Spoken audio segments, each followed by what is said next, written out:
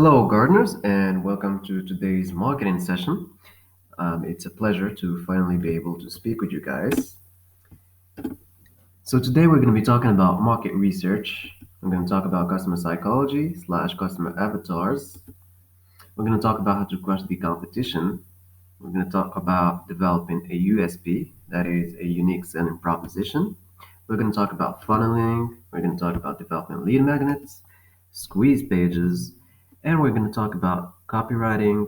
So there will be titles that get the attention and descriptions that get you sales. Now, if any of those terms seem novel to you, don't worry because we'll be discussing and studying each of those as we go on. So, before we start, just a quick presentation of myself. I'm a marketing and business passionate. My name is Rawad Saidy. 3 years experience with digital marketing. Recently acquired the Rising Talent on Upwork. Thank you guys for the applause. I just launched a profitable e-com business. I did social media marketing, Facebook ads, Google ads, copywriting, and also SEO. Now, let me just share this quote with you from Tony Robbins, which says, if you want to be successful, find someone who has achieved the results you want and copy what they do, and you'll achieve the same results. So, although I got only 3 years of experience, the one thing that helped me succeed is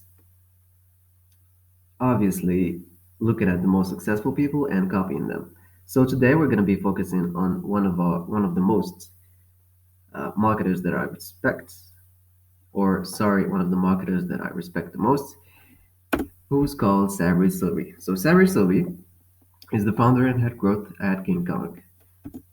He's a serial entrepreneur. He's a founder of the fastest growing marketing agency in Australia.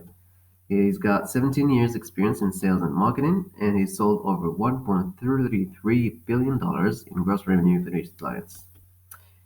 So he's invested over $500,000 in personal growth and skills development, and he's the very author of the book Sell Like Crazy: How to Get as Many Clients as You Can Possibly Handle. Now, back to our course material. Market research. Why research your future customers? So we want to do that to create an offer that they will resonate with. We want to be their best choice in the marketplace, and you will know how to capture their attention. You see, people buy with emotions, then justify with logic. When you understand your customers' emotions, you can create your own unique selling proposition, meet each customer at their buying journey, and leverage their emotions to make the most amount of sales humanly possible. All right, give me a sec. Mhm. So what do we need to look for? This is a little table I drawn out for you, which includes everything I want you guys to note when you're doing this market research. If you don't know how to do it, don't worry. I'll walk you guys through it in a second. But I want you to take a deep look at this. So I want you to look at the pains of your customers or the pain points.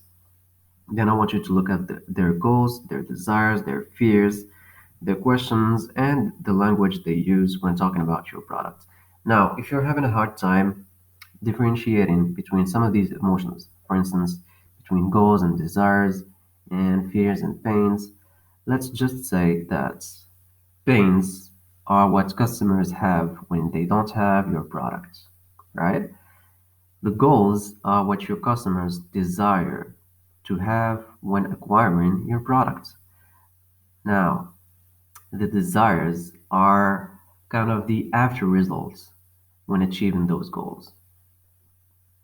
And the fears are basically if they cannot or if they can never achieve those goals, what exactly will happen to them, say, for instance, in their social life, in their emotional life, their psychology. Then again, I want you to note every question they have in their buying journey. So, for instance, in any product or service, many people before buying, they actually have questions in mind. So they want to ask, let's say, for instance, how much this service costs, or what exactly this service does and why they would need it in their life. Then again, the language is basically all the common words that most customers in the marketplace usually use in relationship with your product, but also the kind of answers they give to some of the questions out there. You could note those answers, you could note their experiences to use later for your copywriting. Now, we'll get to each step or each point of these as we go on. Now, let me just share with you how to make this research. So, there are a few tools which you can use in 2021. Obviously, you could use social media. So, look at the customers' comments on competitors' brands, Facebook, Instagram, YouTube, Pinterest. Again, I want you to look at all of this and take notes in your table. There's reviews. So, reviews on competitors listed on Google My Business. Though, if you don't know Google My Business, it's basically the when you search, let's say for instance, you search for gym near you, you'll see a few businesses on Google Maps, and that's what Google My Business is. Then you got reviews on Amazon, reviews on the App Store, etc. You get the point. Then we've got answerthepublic.com, which I'll get back to in a second. Then we've got Quora. If you guys don't know Quora, sorry, excuse me. If you guys don't know Quora, Quora is a social media platform where people get to ask questions either anonymously or not, and other people to answer those questions. So I usually use this a lot. I use it a lot because the people that answer those questions, they usually have experience with the product or the service they have tried in a marketplace. They get to share their opinion, their emotions, and their stories. You see what I mean? All of this you can use for the language and basically any step of filling that table that I just shared with you. Okay, and then there's the old school, obviously, which are physical interviews and surveys. Now, in the last decades, we got the opportunity of internet. Now we can make most of this research for free. Um, in the past, that was not possible. Obviously, you had to have a budget to do your market research, or you were almost doomed, per se. Well, here's one thing, you guys. I want you to focus on one segment at a time. I mean, when you're making your research, I want you to focus on one segment at a time and give them your best. So let me give you a few examples, okay? McDonald's offers delicious fast food and happy experiences for families.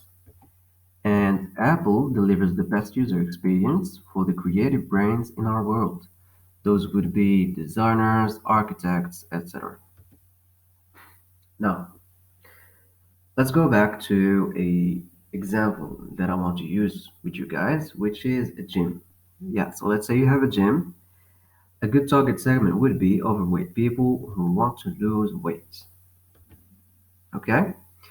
Now, I did a quick search in Kenitra, Morocco, which is where I live, by the way, on Google My Business, and here are a few reviews of the competitors. Now, let me just read this quick for you. This one says the club equipment is good, but the reception staff are poorly treated. There is no rights, no politeness. Continue to inquire, the phone will be cut off. Over here we got disrespectful staff, but also on the brighter reviews we got sports without limits. Now I noted this because it could be a nice slogan to have on your gym. But anyway, on the second hand, we've got professional staff, in particular the coach Abdulatif Bouakli, one of the best at the national level. Equipment available without any worries. I highly recommend this address.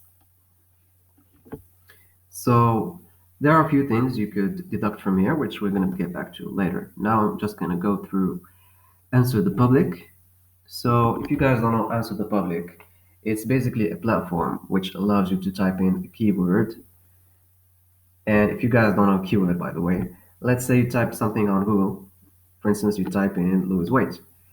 Uh, those very words that you just typed in, lose weight, are the keyword. Okay, so when you enter a keyword on Answer the Public, It scans and extracts for you all relevant questions that people type on Google, social media platforms like Quora, but also on Facebook, Instagram, and all major social media platforms.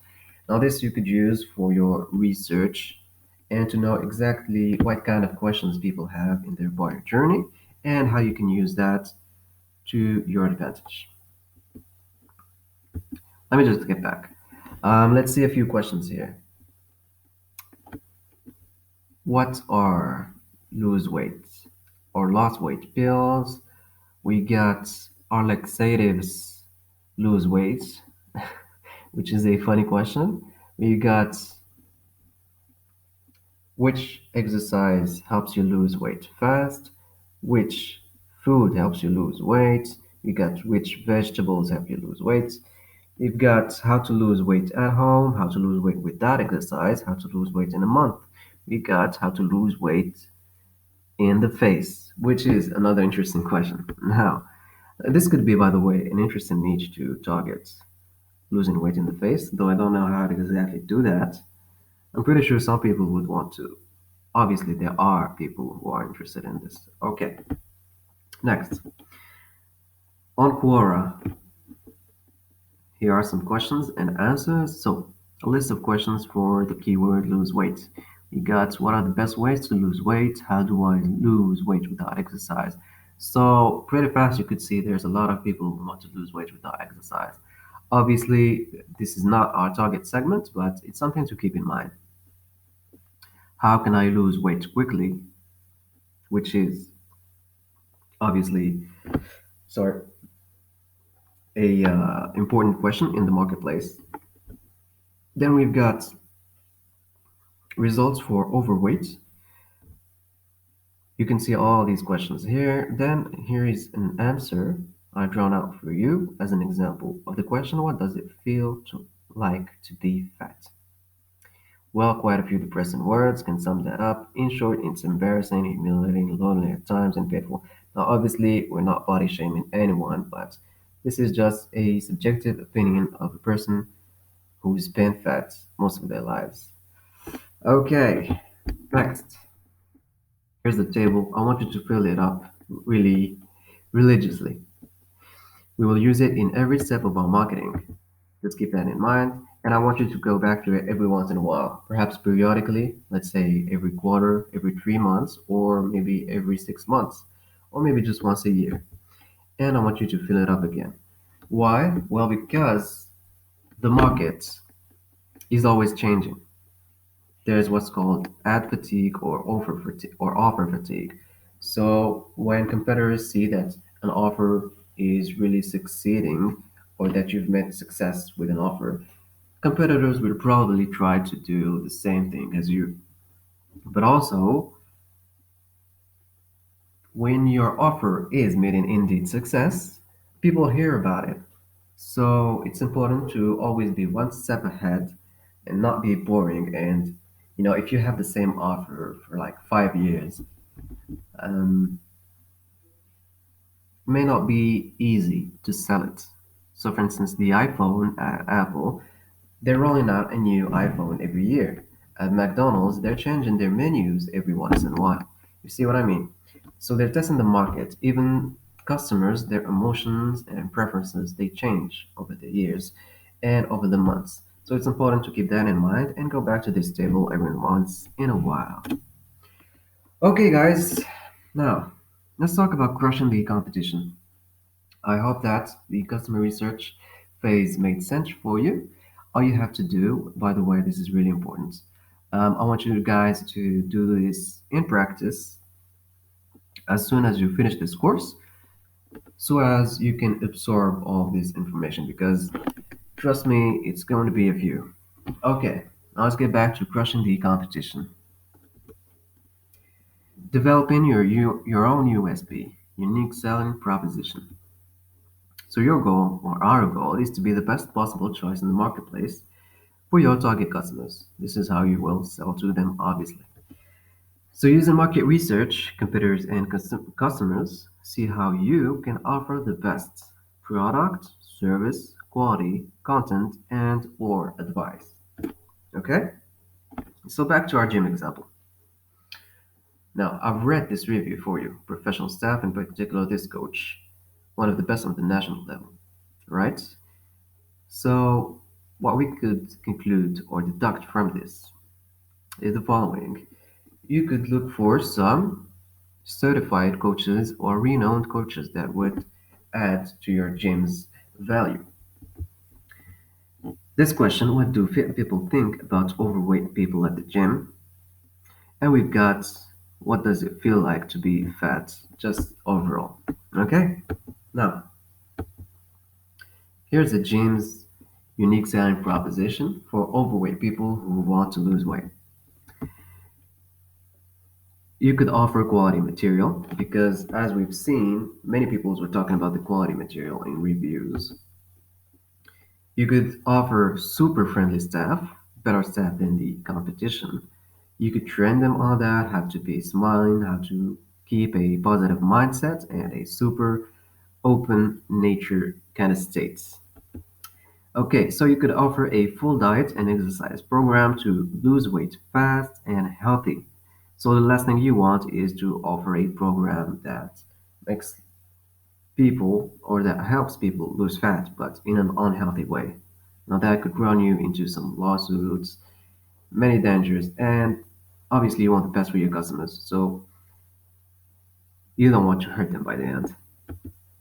Now we got renowned slash certified coaches and nutritionists.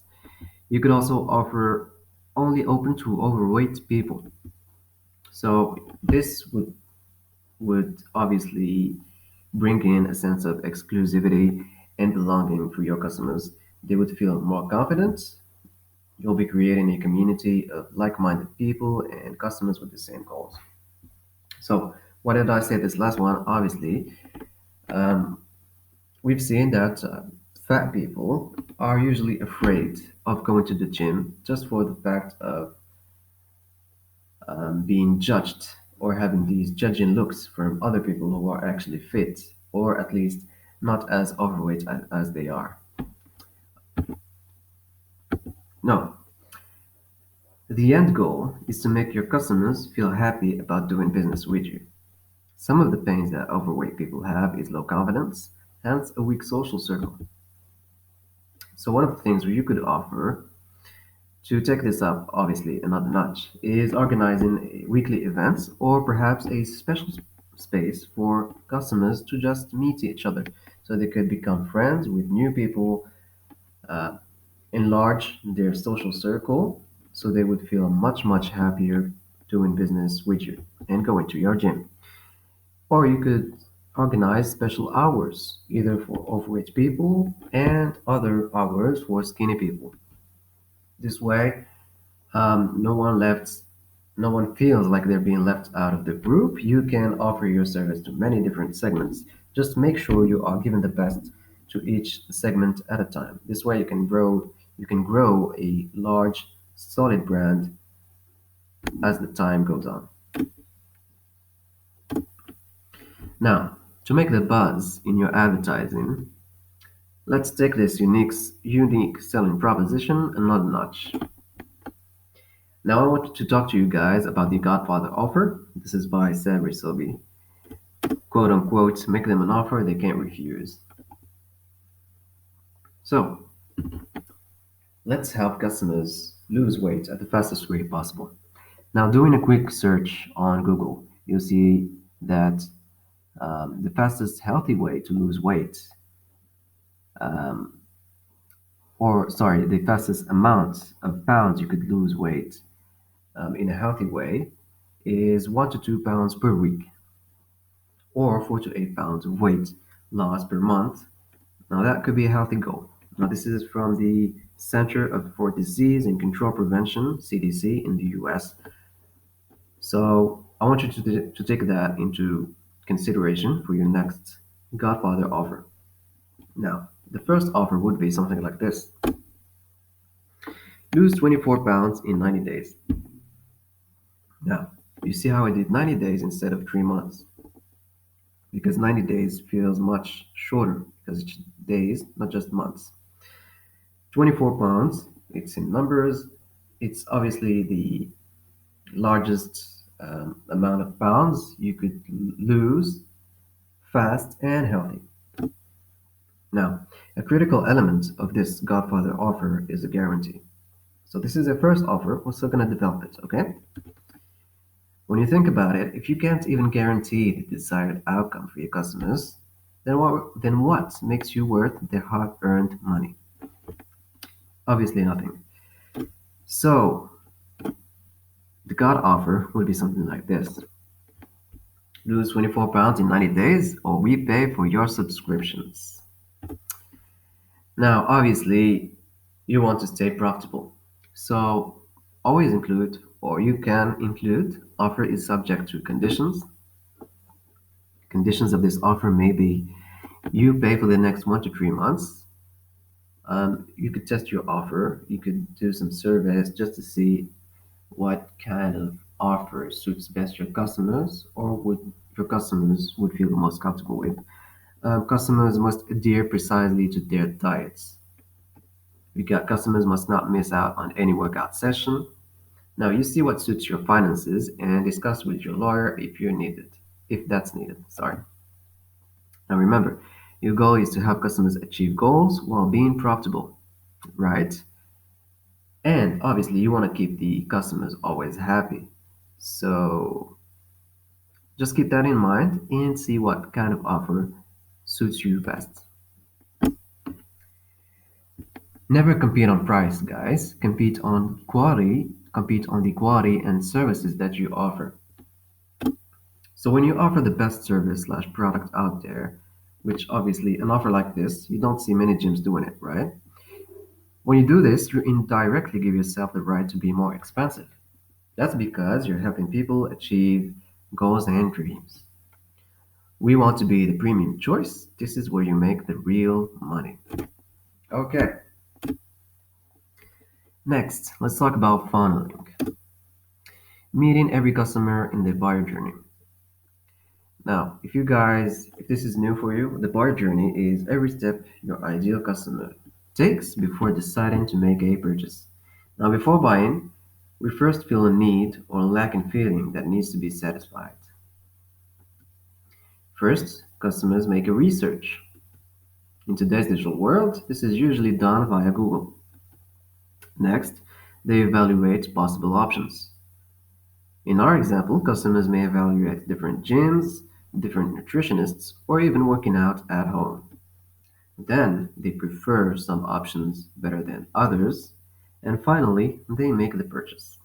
Alright, now a common mistake most business owners do is trying to reach only those who are ready to buy now and today. So those are the people who have come to the final decision of making a purchase, right?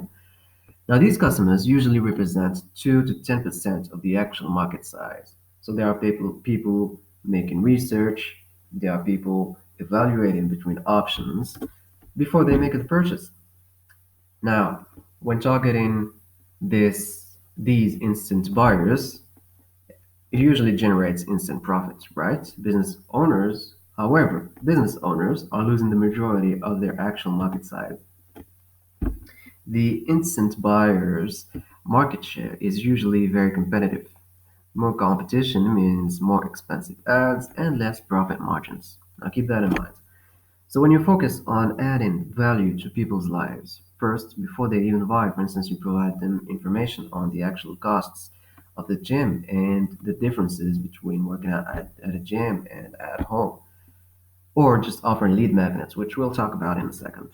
When you do that, you grown yourself to be their best preferred or their preferred choice. Sorry. So our goal is to give customers so much value for free that they think, wow, if these guys give me this much for free, imagine what their paid services will be like. Meanwhile, you get more likes in your page, you're building goodwill in the marketplace, you build awareness, you build social proof, your brand becomes much more recognizable. And people like to buy from you because they trust you. Remember, people like to buy from people, not strangers. So the more you are familiar to them, the better. So you're building a trust factor, hence, even your conversion rates end up getting higher. This simple strategy is how many startups today get to beat the large brands and corporations of yesterday. Now, it's all about giving value before actually closing the sale. This is true with sales calls, e commerce, selling software, clothes, even everyday relationships, and pretty much everything else, actually. So, for deeper info, if you guys want to grab this concept more and better with a stronger grasp, I strongly advise for you this book, Jab, Jab, Jab, Right Hook by Gary Vaynerchuk. How to Tell Your Story in a Noisy World. Okay, so let's talk about funneling in practice. When customers research, you should use social media, SEO, and lead magnets to kind of reach those customers at this point of their lives. Next is when customers evaluate. Use your unique selling proposition, use email marketing, remarketing, and copywriting. When customers purchase, deliver great quality. So always improve on your material, improve on your coaches, keep them engaged with more content and services until they become advocates of your brand. Next, let's talk about lead magnets. What they are. Simply put, it's an item of interest for customers given away for free in exchange for their contact details. Now, this allows us to build, for one, it allows us to build trust and goodwill in the marketplace. So, when I say goodwill, guys, it's basically just a sense that you are the good doer in the marketplace, usually better than all of the competition, which what they're doing is they're screaming from the lungs out on the rooftops. All they're saying is, hey, buy me, buy from me now, buy from me now. Now, what you're doing is you're adding value. This is how you build goodwill in the marketplace, and people appreciate you because they see that you not only care about your business, but you also care about, and most importantly, you care about them first. Okay, so lead magnets allow us to build back is trust and goodwill, but also a list of interested people that are interested in what you have to offer. Now, there are many forms of lead magnets. Creativity, and knowing what customers like are key to nail your lead magnets. So just to give you guys an example and make this more concrete for you, here are some lead magnets to consider. There are free guides or ebooks. It usually takes time to read, so make sure it fits the target segment. Next is a quiz. Now quizzes are short and fun. Let me give you guys an example. I was working with a client, and this client had a hair salon who did braids for their customers. So what we did is we built a quiz, which was something resembling the following: a personality test quiz that shows you by the end which braids would suit you best or would suit your personality the best. You see what I mean? So it's like a game. People like it. It's short to take and it's fun. And by the end of this quiz, you've taken the contact details of all people who are actually interested in making braids or having braids. Sorry. At the same time, there may be even some people who have never considered doing braids, but now you've just built a desire for that. Now, another form of lead magnets is free trials. For instance, 7 days at the gym with limited places. Another one is cheat sheets. It's catchy and easy to read. Then we've got video training. You'll build more trust with the brand spokesperson. So when people see a face in a training in video, especially if they're charismatic and all that, it builds more trust.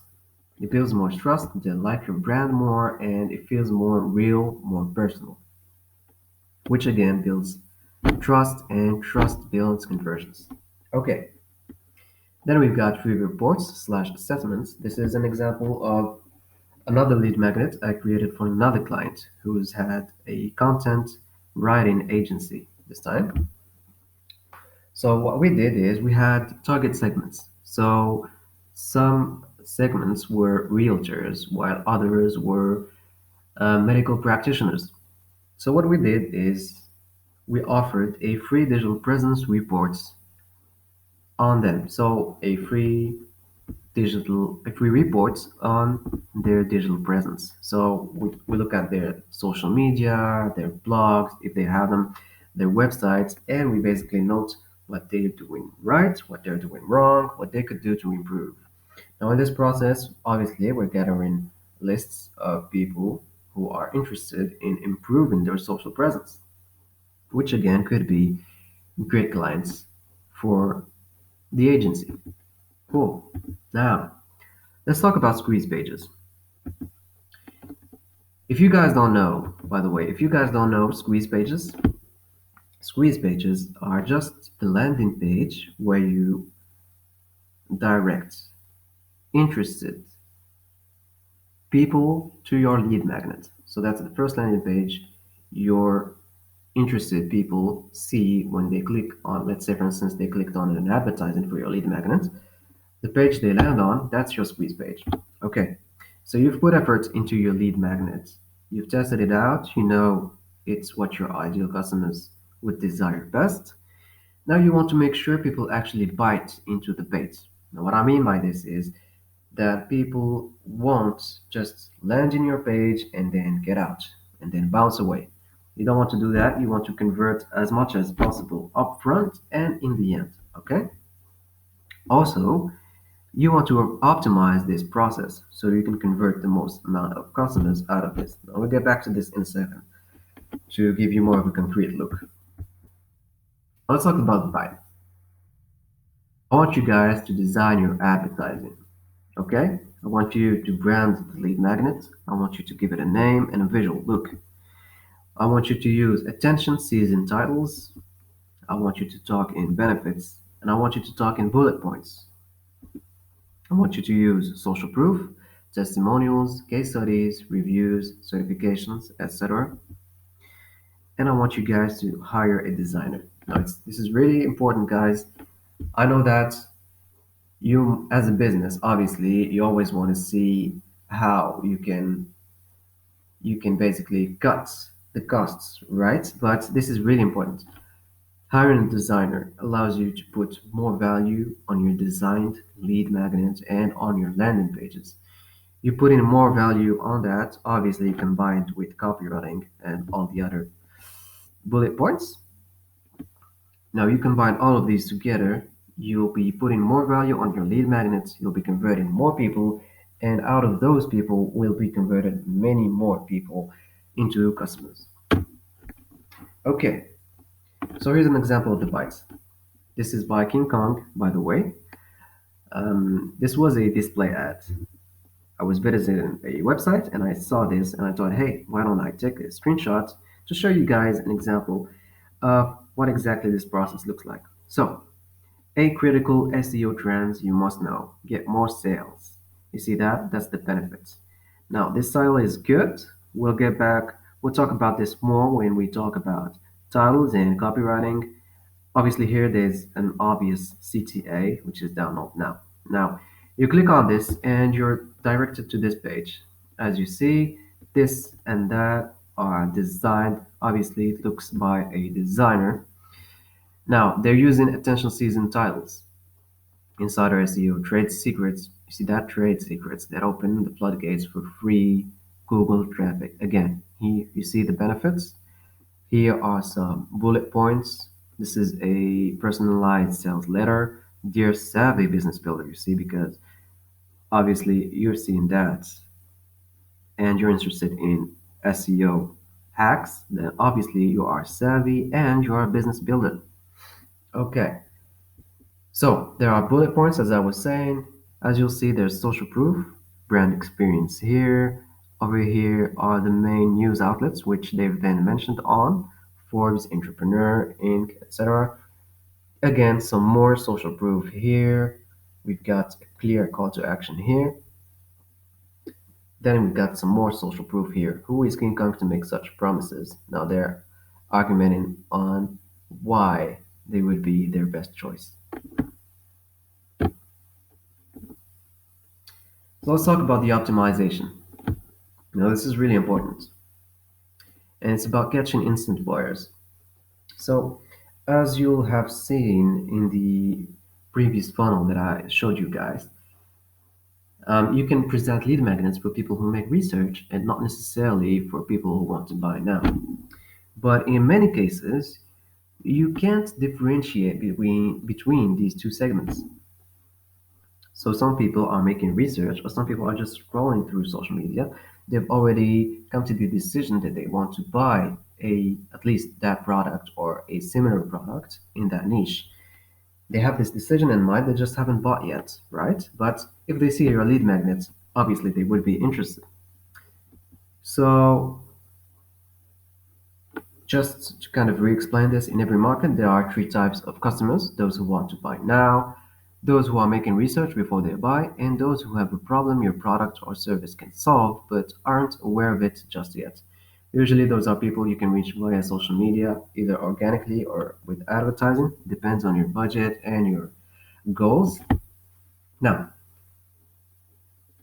I'm going to skip this and go straight to optimizing the process.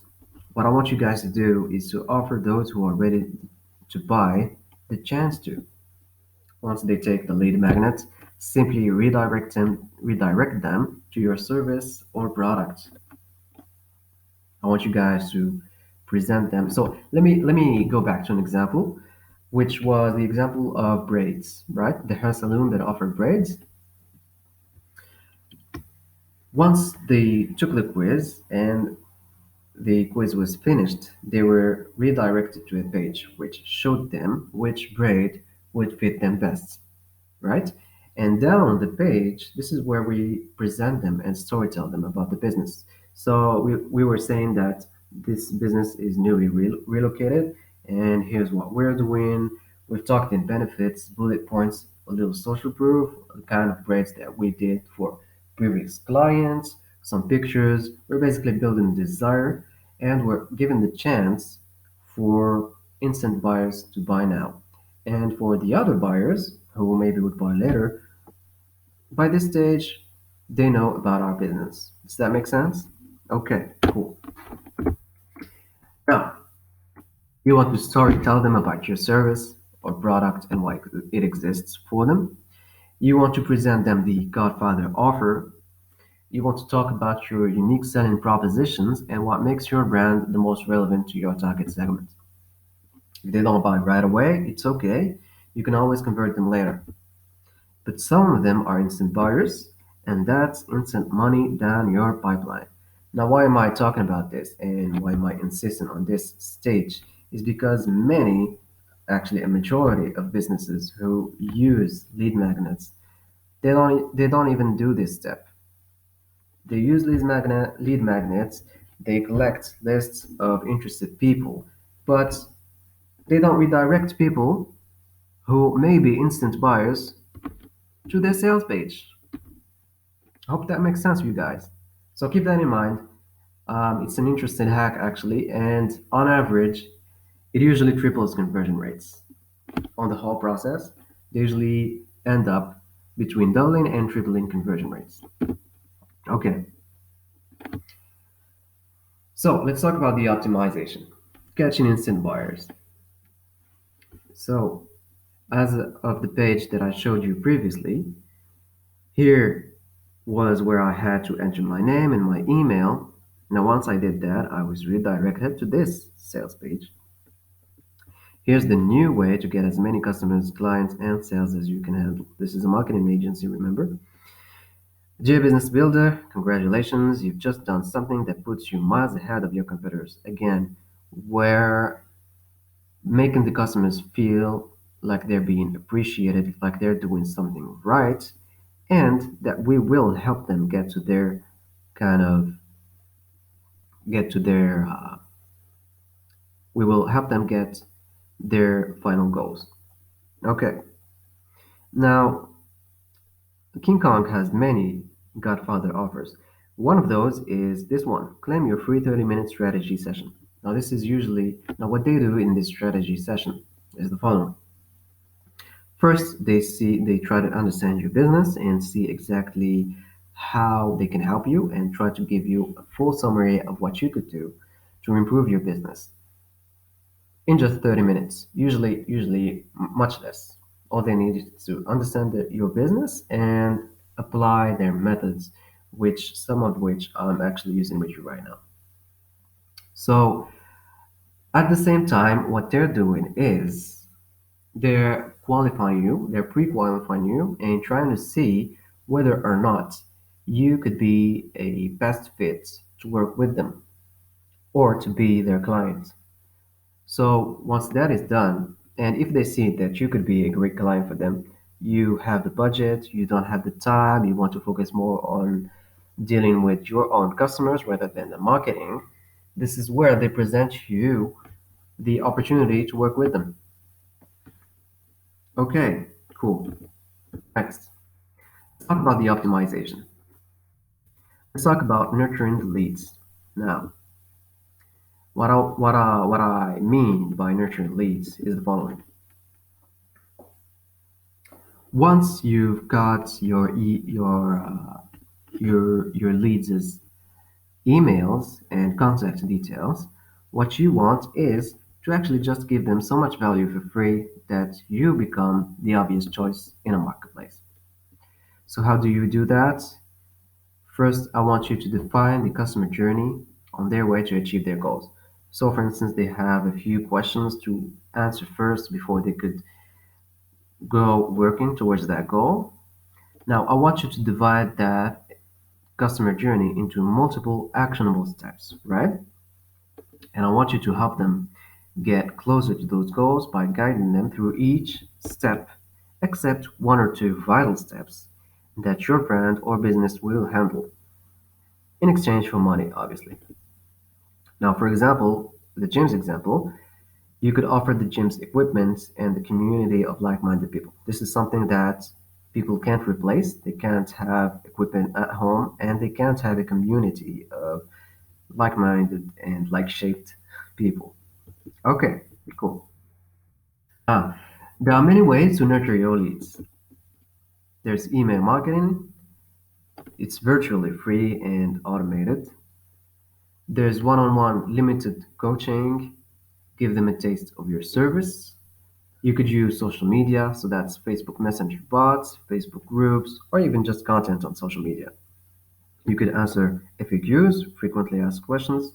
You could do content marketing, you could do retargeting, and you could use surveys as well. The most important part of your marketing is personalization. So the more personal you are, the more sales you're going to make. What I mean by this is in relation to the surveys, right? So you roll out surveys every once in a while. You keep that relationship with your leads. At the same time, you get more information from them to know what exactly kind of advice and actionable steps you could use to help them achieve their goals. Now, we're almost done. Back to copywriting. Let's talk about titles that get you the readers. Now, simple advice, follow the successful and follow the attention. Now let's talk about AARP magazine. AARP magazine is the number one selling magazine in the world. Over 23 million people buy their magazine every 2 weeks, and that's almost 50 million buyers a month. Now, selling a magazine is a delicate task. You know, to sell a magazine, usually have the magazine usually has what between 1 to 7 seconds of attention, or 1 to 7 seconds to grab your attention. Keep in mind, guys, selling magazines, their main sales points are at local news agents, but also at supermarkets, local supermarkets, right? Now, in a supermarket or even in the streets close to the news agents, um, usually there's a million and one thing going on. You probably have your kid with you, they're pulling on your pants, they're saying, hey, can I have that? Can I have this? You got people behind you on the line. There's the cashier talking to you. Now, in the middle of all of this, the magazine, I would say it has between 2 to 3 seconds to grab your attention, get you reading, and get you buying. Now, as you probably already know, the main factor a magazine has to convince you and to grab your attention is two things. First is the image, which is designed, as we talked earlier. We did say hire a designer. And second is the titles. Now, here are a few examples. Now we're talking about titles, right? Let's see what kind of things they're using to grab your attention. First, they're using numbers. Here, save big. 55 tips to slash your health. You see that? 55. Again, can't sleep? The 60-second cure. Your body at 50. Why is that? Or 145 life-changing tips and tactics. So, why is that? When you see numbers, you're always thinking, oh, hey, that's 55 tips? Maybe I know one or two tips, but what are all of those? It creates some kind of mystery and intrigue, right? But also, it presents quantifiable content and quantifiable value that you will get out of buying this magazine, which is interesting. Here again, for great getaways in the US. Okay, so again, there's emotions. Let's see a few emotions. Okay, so they're using here save, which is an emotion for greed. Your body at 50. Now that's a pain point, probably. People don't want to have wrinkles. They probably have pain in their knees, many few things. As you can see, Melissa McCarthy has a secret on her body at 50. Now, they're using first letter caps, as you'll see here. You see that? First letter caps on all words. Can't sleep. You see that? Can't sleep. Save big. Tips to slash your health costs. Now, why is that? Simply put, those caps put more value on those words. It helps them. It helps grab the reader's attention more. It puts more value on those words. Now, they're also talking about the benefits. So the 60-second cure slash your health costs. 7 ways fitness makes you smart, sexy, and pain-free. You see that? Those are all benefits. Again, there's curiosity, which I just talked to you guys about. I'm using numbers. For instance, 145 life-changing tips and tactics. Also, you got debug your smartphone. Faster, cleaner, safer. You see that? You would probably read this and you would think,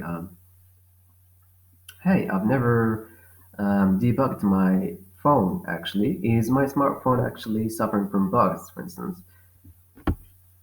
These are benefits, but also curiosity driven tactics.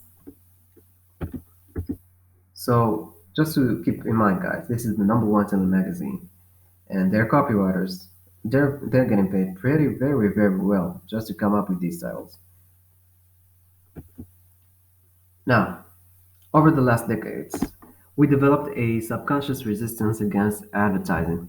We got used to the fact that advertisers want money from us more than anything else, right? We don't want people to take our money, especially we don't want to be ripped off. So when creating an ad and titles, it's important that the ad looks more like organic content rather than just a general ad. So to do that, I want you guys to look at what's trending in organic content and create something even better. Now here's the tool for you guys. It's BuzzSumo. For those of you that don't know BuzzSumo, it scans all content across search engines and social media to provide you with the most popular content and trending topics. One type of content has been the most popular and most shared across the last few years until today is news articles. Another form of content that's been trending among the younger generations in social media are challenges. You'd see challenges on TikTok, and they're spreading like virus through Facebook and Instagram, etc. Okay, So let's work on a few title examples. Experts crack the final code on how to lose weight. You see that? You see how it looks more like news than an actual ad that says just, hey, buy me? Okay, then we've got the five trade secrets of weight loss. See number here, see the number. Okay, see the benefits, see the mystery, and the curiosity, secrets. Okay, cool. Professionals break silence. Again, this looks like in the news articles. Professionals break silence on the dark truths behind fast weight loss. Again, we're using curiosity, we're using some titles that look similar to what news articles and news outlets would be sharing. Some more examples, those are for lead magnets. Here's a guide or challenge on losing 24 pounds in 90 days. Okay, so the guide or challenge would be named Lose 24 Pounds in 90 Days Challenge. Now, this is interesting because people could be sharing them with other people because it's a challenge. You could most probably create a trend on TikTok pretty easily with this challenge. You've got an ebook, Struggles of an Overweight, How I Lost 24 Pounds in 90 Days, How It Changed My Life, and How You Can Do It Too. Again, see the benefit, how you can do it too, the numbers, struggles of an overweight. We're using emotions here, struggles of an overweight. So there's some pain points here again. How it changed my life, that's another benefit. Let's go to the next one. Another version would be overweight's confidential. Again, curiosity here. How I insanely lost 48 pounds in 6 months. Again, we're making the number bigger and the period bigger. How it changed my life and how to do it. A quiz would be the overweight to slim challenge. How overweight am I and how to cut the fat in your specific stage or in my specific stage. You could test between the two. Now, why I did that, I didn't want to say how overweight are you because it would sound um, more of an accusation. But you could test between all of those and see it could probably generate some pretty good results. All right, cool. Now we got copywriting with titles and descriptions. The use of power words. Words that trigger a psychological or emotional response. Now, to give you guys a few examples, power words are really important. I've used them in pretty much all of the previous titles, and I'll give you a few examples just so you know exactly what power words are and what they do. So, here are some power words that trigger greed. We got bargain, we got before, we got quick or fast, we got upsell, we got new, we've got big, billion, bonanza, bonus, cash, gift, giveaway, guilt free, last chance, limited. Okay, let's go through some other power words. Power words for curiosity: astonishing, hush hush, shocking, illegal, incredibly, be the first, insane, interesting, off limits, odds, myths, withheld, secret. You see what I'm trying to say, guys? These power words are insanely important in your copy, not only in your titles, but also in your description. They trigger emotions that you can leverage to your business's advantage. Now, these are words that every smart copywriter uses. Let's see how some other power words for laziness: accessible, freebie, on demand, painless, piece of cake, in less than, index, ingredients. We got light, we got manageable, minutes, or days, for instance. We got free over here. We got easy, copy, clear. Then we got some other power words for lust. Um, yeah. So we got lust and vanity. Obviously, there are many, many more emotions. Hope you guys take screenshots because I don't want to take too much time just reading this for you guys. Here's one for lust, and here's the second for vanity. For vanity, for instance, you could see you. You could use you, and it triggers vanity indeed. got handsome, wonderful, many other things. Okay, cool.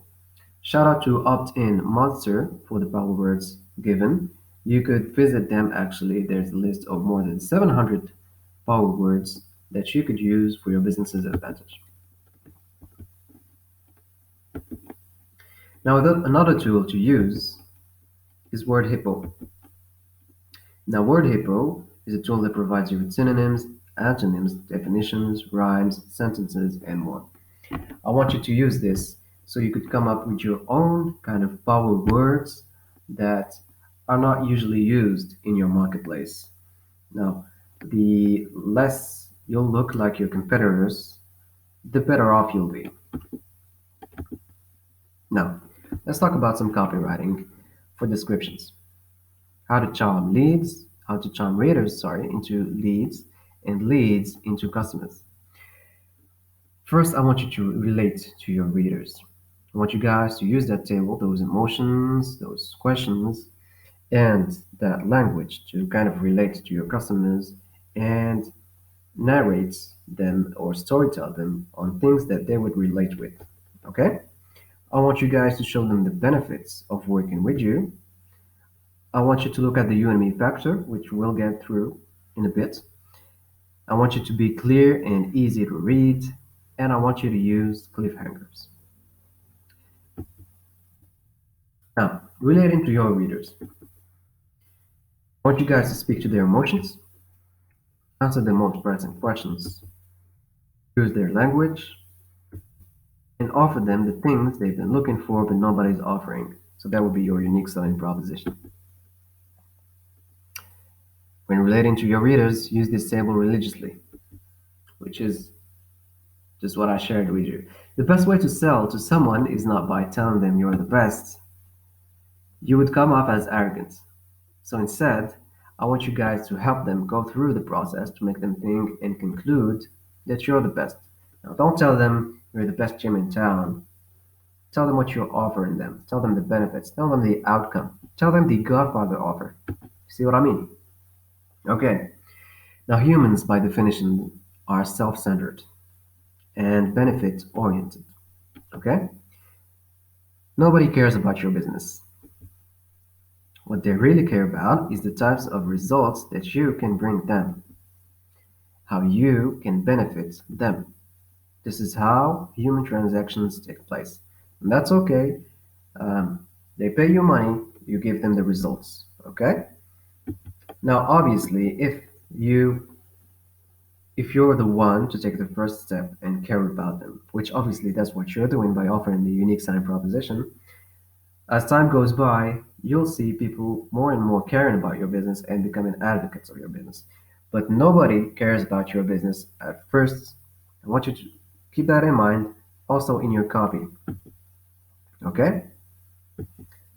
So let's talk about showing them the benefits and not the features. And what I mean by this is I want you guys to take a spreadsheet or table and I want you guys to know the features, all the features that your business offers. Okay? Then I want you to translate those into benefits. Okay? So, for instance, some of the features that a gym might have is gym equipment. You could have certified coaches and you could have certified nutritionists. How do we translate that? Well, gym equipment could be quality training. Certified coaches would be full exercise program and professional motivation. Certified nutritionists have a 90-day delicious, non-repetitive meal plan custom to your preferences that will help you lose weight. See what I'm doing here? I'm selling your service and I'm selling your service by talking about the benefits you're offering, not the features. Okay? Because features they're boring and everybody has them. Okay? Okay? Cool. Now, talk about the you and me factor.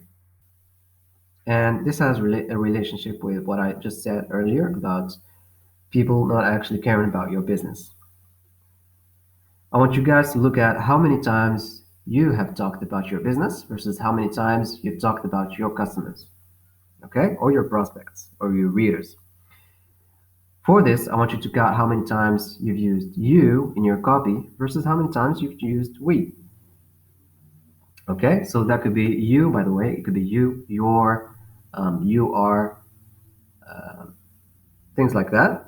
And we could be we or I or my or our business, etc., etc. Okay. Now the more of the word you is used, the better. Okay. It feels like you're talking to them. You're being more personal. At the minimum, you should aim to have an average of one you versus one me. Okay. But the more you have of yous, the better. Obviously, this um, depends on your. This depends on your industry and niche. In some industries, on higher end industries, it's good to talk about your business, how good it is, what you're doing, what you've been doing, the kind of results you've done.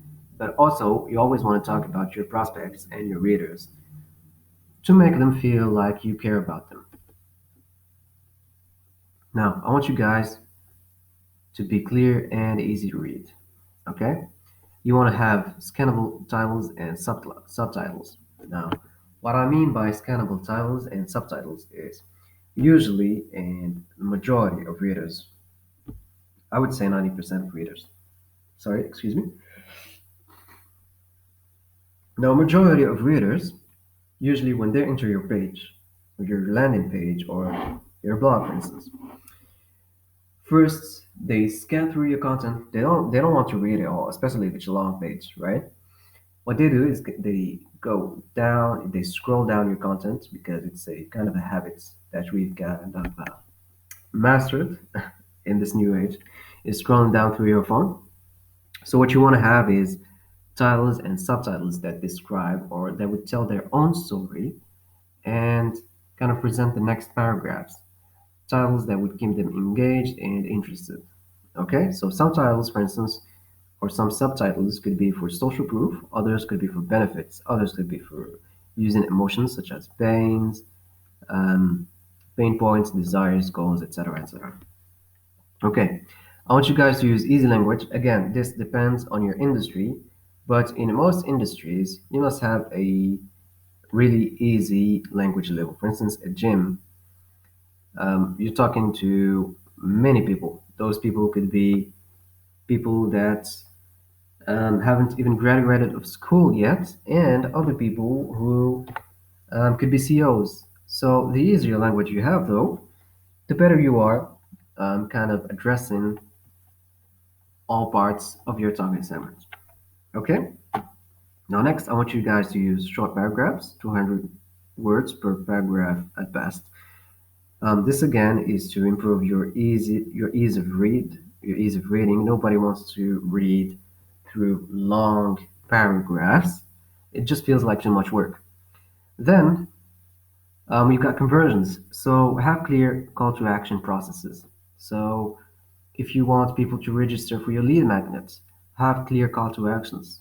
Have your name, have their name and their email to put in kind of big sections of your landing page. Okay, cool. Now to our final section, which is cliffhangers. Now, what a cliffhanger is what fiction writers and movie directors use to keep you waiting for the next scene. So those are usually used between each advertising segment, or usually in series, it's used in the last part of um, the series. So you're just thinking, hey, what's the actor gonna do next? What's gonna happen next? Are they gonna die? Are they gonna stay alive? It just keeps you on the edge of your seat, if you know what I mean. Now, you want to keep your customers reading until every last bit so you can indoctrinate them and persuade them on why you're indeed their best choice. This is why we use cliffhangers. Cliffhangers allow you to build emotions with your audience, excitement, enthusiasm. Sorry, I think that's a little mistake here. So yeah, excitement, enthusiasm, and intrigue. Now they allow you to build a deeper, more personal relationship with your target segments. Criteria of a cliffhanger. Now a cliffhanger must serve a purpose and function. You must have a goal. You must have a goal in mind before doing the cliffhanger. It can have a sense of abruptness, disturbs the narrative equilibrium. It must be developed. So, for instance, you could say a line that, for instance, let's say you're developing your cliffhanger. So, you're talking, for instance, about a story, and you're talking about how you've worked to achieve a goal, and how you've put in so much effort and all that and that and that, and then um, 3 months go by and nothing. You haven't lost even a pound. Actually, you've gained 5 pounds. If you know what I mean.